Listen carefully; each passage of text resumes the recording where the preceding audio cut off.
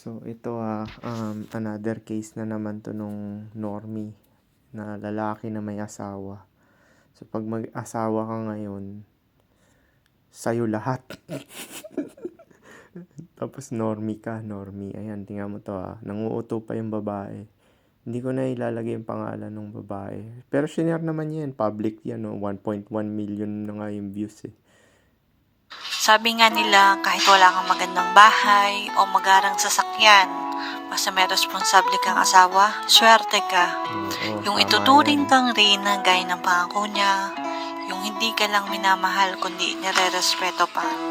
Yung tutulungan ka sa mga gawaing bahay, yung nagkukus Oo, walang masama dyan walang masama dyan. As in, sa'yo na lahat. Sa'yo talaga lahat Walang masama doon. ka kahit di mo utusan. Yung asawang iniintindi ka kapag masama ang iyong pakiramdam, yung di ka sinasabayan kapag may topak ka. Yung mister na di ka pagsasalitaan ng masasakit na salita kahit galit pa siya. You never kang pagbubuhatan ng kamay kahit anong mangyari.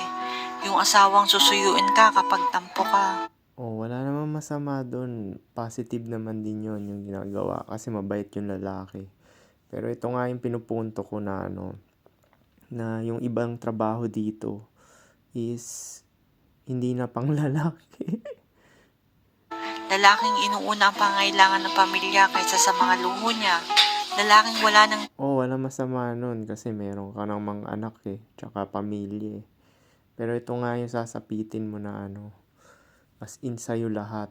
Mga katrabaho ko ganito Kaya hindi ako naiinggit sa mga lalaki na kasi biruin mo.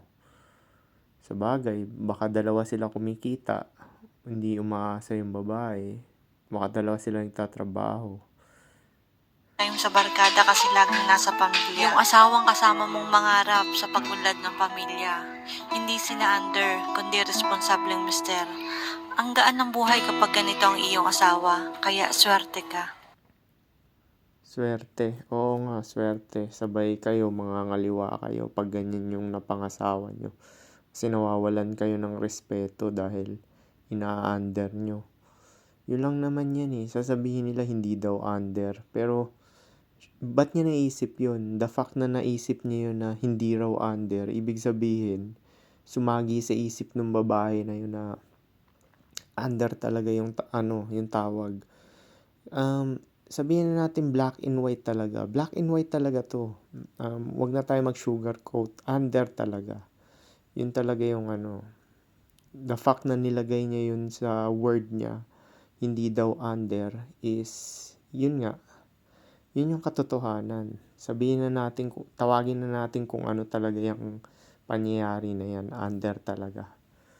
So yan, normie pa more. Sige lang, peace.